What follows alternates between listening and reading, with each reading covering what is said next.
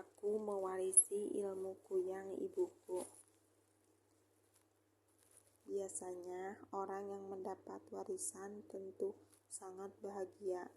Namun, siapa yang dapat bahagia bila mendapat warisan ilmu hitam yang sangat mengerikan ya?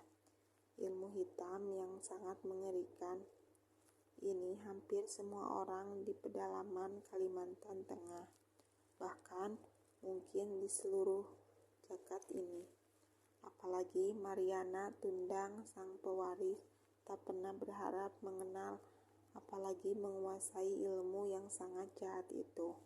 Kenyamanan ini sungguh bagaikan sebuah lingkaran roda nasib yang sangat buruk.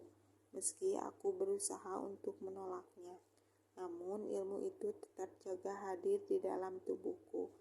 Inilah kelamaran pahit yang aku alami, tutur Mariana dengan pandangan jauh menerawang. Ilmu kuyang, itulah yang diwarisi oleh Mariana Tundang. Dia seorang gadis muda cantik yang berprofesi sebagai bidan. Gadis cantik ini bekerja di rumah sakit pemerintahan di Banjarmasin. Bagaimana kisah selengkapnya? Berikut ini adalah ringkasan kesaksian Mariana Tundang, seorang bidan di Banjarmasin. Waktu itu usiaku memang relatif sangat belia. Selepas SMU, aku memilih untuk masuk sekolah kebidanan. Bidan adalah profesi yang sangat mulia. Menurut pendapatku, penolong para wanita yang akan menjadi ibu. Penolong proses kelahiran seorang bayi yang hadir di dunia ini. Penolong ibu-ibu yang jauh dari dokter, rumah sakit, atau puskesmas. Kehadiran bidan di pedalaman memang sangat berarti bagi mereka yang tinggal jauh dari kota. Apalagi di Kalimantan banyak keluarga yang tinggal di tepi-tepi hutan, bahkan berada di dalam hutan belantara. Sebab kalau hanya mengandalkan para dukun beranak saja tidak akan menyelesaikan masalah. Jumlah dukun beranak tidaklah memadai. Sangat tidak mencukupi bila dibandingkan dengan sejumlah penduduk yang memerlukan pertolongan. Begitu aku lulus dari sekolah kebidanan, ternyata aku ditempatkan di rumah sakit Ulin di Banjarmasin. Menurut direktur rumah sakit itu, aku dipilih karena aku punya prestasi. Aku adalah lulusan terbaik. Terus terang, sebenarnya aku lebih senang kalau ditempatkan di puskesmas di pedalaman. Aku lebih suka berada di tengah-tengah orang-orang sederhana, tempat dari mana aku berhasil. Aku bukan tipe gadis yang suka hura-hura. Aku bukan pengunjung diskotik, gedung bioskop, atau mal-mal. Waktuku kuhabiskan di kamar kos untuk membaca. Di kamarku banyak bacaan. Ada novel, majalah, tabloid, dan yang paling sering kubaca adalah kitab suci. Karena dengan membaca kitab suci akan timbul motivasi dalam diriku untuk mengabdikan diri kepada sesama, dan dia juga adalah sumber kekuatanku, sumber pengharapanku yang sebenarnya. Sampai pada suatu hari datang malapetaka yang membuatku tiba-tiba harus terhempas ke dalam jurang kenistaan. Jangan salah paham, kenistaan yang menimbulkan bukan karena kehilangan kegadisan, bukan juga ternodai karena perbuatan tercela lainnya. Yang menimbul jauh lebih mengerikan, tidak akan terbayang oleh siapapun yang tidak memahami. Kondisi pedalaman Kalimantan Tengah, tempat kelahiranku itu. Hari itu sebenarnya tidaklah begitu panas apabila saat itu hujan baru saja mengguyur kota Banjarmasin. Sangat lebat dan turun sejak sore tadi. Saat itu hujan belum reda, tidak begitu hebat, tetapi membuat orang enggan untuk keluar rumah. Tetapi mengapa cuaca yang sejuk itu membuat aku tiba-tiba sangat kehausan? Ya, aku merasa ada rasa haus yang sangat aneh mendera diriku.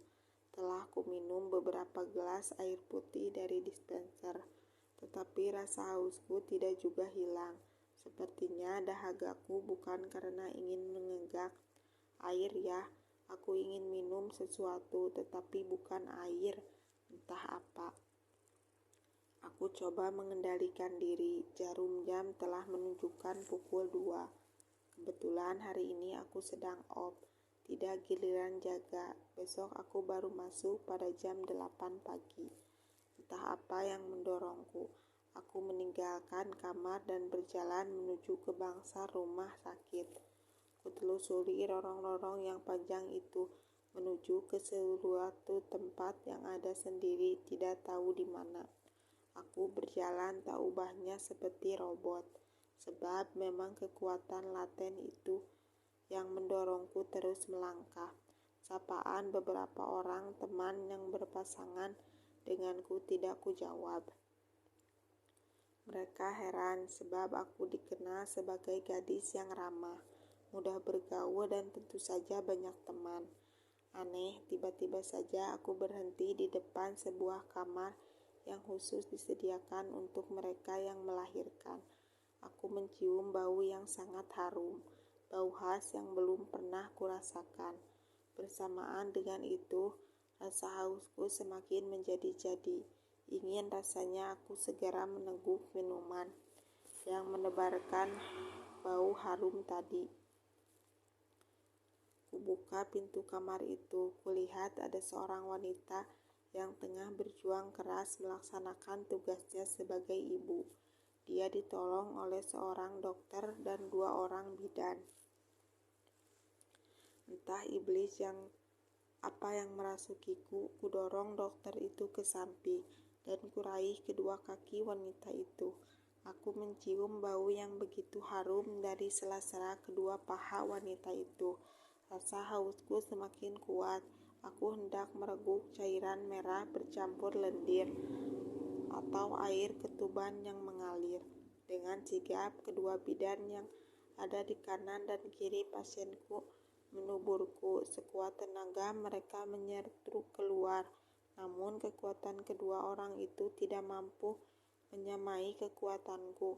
Mereka kubuat terpentar, lalu muncul 3 orang perawat laki-laki yang membantu kedua bidan untuk menyeretku, tetapi tetap saja mereka tidak mampu membandingi kekuatanku.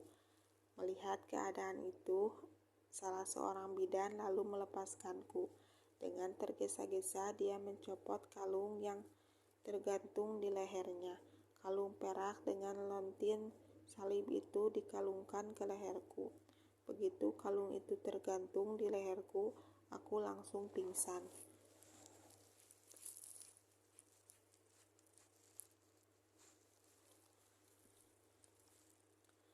Ketika aku sadar, aku telah berada di tempat tidurku. Beberapa orang kerabat ada di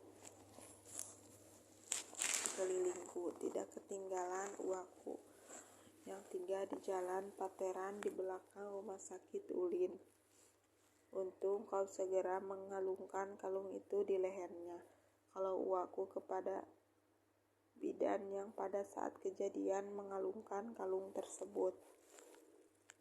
Entah dari mana aku bisa ingat untuk memakaikan kalungku, jawab Rosma, sepupuku yang juga seorang bidan di rumah sakit yang sama. Untung pula tanda di lehernya belum muncul, kata Gondam pamanku. Mengapa kalian semua ada di sini? Tanyaku heran. Kau sedang sakit, jawab Rosma. Sakit apa? Rasanya aku sehat-sehat saja, jawabku setelah tidak percaya. Wak kemudian menceritakan kepadaku bahwa aku mewarisi ilmu almarhum ibuku. Kuyang, aku bergidik mendengarkannya. Sulit dibayangkan kalau aku bisa menjadi kuyang, makhluk pemakan darah. Tetapi baru tahap awal, kata Wakku. Ya, ini karena tanda di leherku belum muncul. Orang yang telah matang menjadi kuyang, dia di lehernya ada tanda lingkar hitam seperti kalung dari tato. Yang telah matang ilmunya, kepada orang itu dapat lapas dari tubuhnya berikut isi perutnya. Kepada yang lapas itu terbang mencari mangsa, yaitu perempuan yang baru saja melahirkan, untuk diisap darahnya. Biasanya hal itu terjadi di malam hari ketika bulan purnama. Aku sendiri sangat heran. Ibuku tidak pernah menurunkan ilmu itu kepadaku. Itulah sebabnya aku tidak menyadari kalau ilmu mengerikan itu menyeram di dalam diriku. Tahap awal dari ilmu itu adalah perasaan haus yang luar biasa. Sebenarnya rasa haus biasa berbeda dengan rasa haus ingin minum darah, tetapi aku belum dapat membedakan. Maka ketika rasa haus muncul, aku minum air putih berkali-kali, dan tetap saja rasa haus itu tidak hilang. Apakah aku bisa terbebas dari ilmu terkutuk ini, Wa? Tanyaku kepada uaku. Bisa, kemauan yang kuat dan usaha yang bersungguh-sungguh akan dapat membebaskanmu dari warisan yang tidak kuinginkan itu, jawab uaku. Berapa hari kemudian, uaku memberikan kalung yang bahannya dari besi putih. Demikian juga liontin yang berbentuk salib terbuat dari besi putih. Jangan kau lepaskan kalung ini dalam keadaan bagaimanapun juga. Selain itu, rajin-rajinlah berdoa, jangan lupa memohon kepada Tuhan agar kau dilepaskan dari ikatan jahat itu. Nasihat Ua. Setelah peristiwa itu, aku terpaksa berhenti bekerja dari RSU Ulin. Untunglah pacarku bisa mengerti keadaanku. Walaupun dia orang Jawa, tetapi memahami betul apa yang sedang terjadi atas diriku. Demikian juga para dokter, perawat, bidan, serta pegawai lainnya. Kini aku hidup bahagia bersama suamiku dan tinggal di Jawa. Kenangan buruk itu telah sirna, dan ilmu warisan itu tidak menguasaiku lagi. Sekarang aku bekerja sebagai bidan lagi di sebuah rumah sakit swasta di Yogyakarta. Untunglah tidak ada yang tahu dengan masa laluku.